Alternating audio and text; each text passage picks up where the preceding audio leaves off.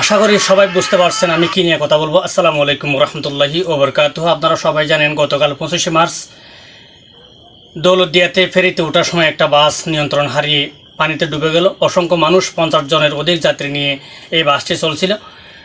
অসংখ্য মানুষ এখানে প্রাণ হারায়, কিছুটা মানুষ প্রাণে বাঁচলেও অসংখ্য মানুষ কিন্তু এই দুর্ঘটনায় প্রাণ হারায়।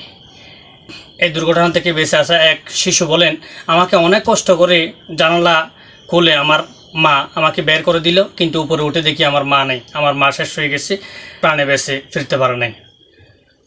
অনেকেই ঈদের ছুটি কাটিয়ে ব্যবসার কাজে যাচ্ছিল, অনেকেই বাবার বাড়িতে বেড়াতে আসছিল।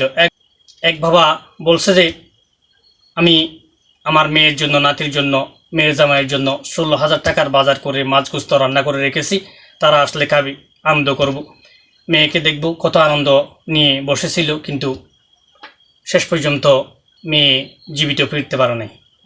এই দুর্ঘটনার কারণ হিসেবে আমি বলতে পারি, যতটুকু জেনেছি, ড্রাইভার পান খেতে গেছেন এবং হেল্পারকে বলছে ফেরিতে গাড়িটা তুলে দেওয়ার জন্য, সেই নিয়ন্ত্রণ হারিয়ে গাড়িটা পানির মধ্যে ফেলে দিল।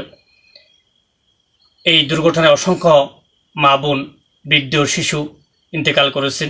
আল্লাহ পাক রব্বুল আলামিন সবাইকে জান্নাতুল ফেরদৌস দান করুক এবং যত মানুষ আহত হয়েছেন তাদেরকে আল্লাহ পাক রব্বুল আলামিন হেফাজত করুক।